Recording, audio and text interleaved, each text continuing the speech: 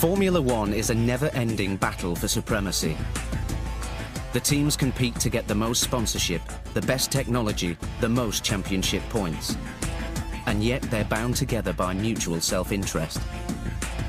Their war, skillfully marketed, has made a lot of people extremely rich. There are more millionaires per square yard in a Formula One paddock than anywhere else in the world. It's not easy to gate-crash the party.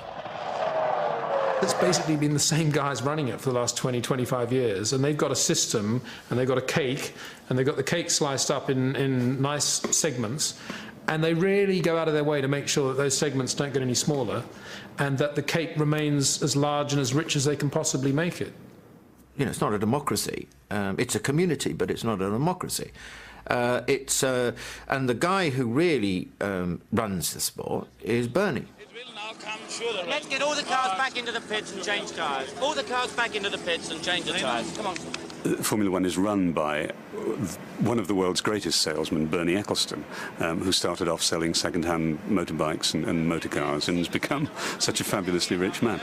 I think a lot of people are intimidated by Bernie, there's no doubt about that, and I think that's how he's got his way. Well, luck you've got a discount because everyone gets good and bad luck. It's like playing roulette, you know? So I think you need to throw that away. Soon after he bought the Brabham team in 1971, Bernie Ecclestone became secretary of the Formula One Constructors Association, known as FOCA. The organisation had been set up to represent the British garagistes.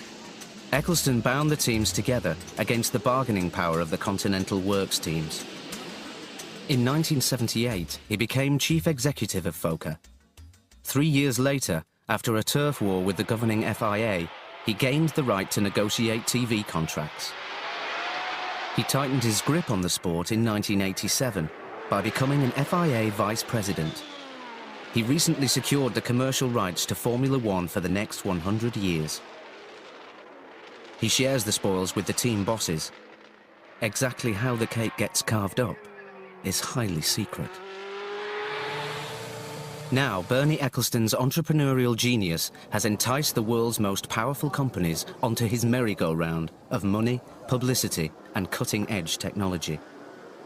Having succeeded in turning Formula One into a truly global product, he might have endangered the British garagiste culture that he set out to protect. Nothing is forever, and I think that you can already see Britain's dominance, which at one stage was overwhelming, beginning to erode.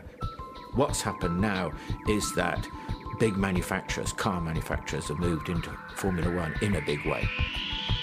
BMW is one of the biggest. The Bavarian giant joined forces with Williams in 1998. The company's 5-year commitment to Formula One won't leave it much change from $1 billion. Having made that kind of investment, the chances are that BMW will want to follow its rival, Mercedes, and buy a permanent stake in a top Formula One team. The centre of gravity is no longer in Britain like it used to be. And the money, which is coming from the big manufacturers, is in a sense dragging it geographically slowly to other places, to France, to Germany, to Japan. It's not a natural situation, the position of cars being produced in England, and I would say it's quite heavily under threat at the moment.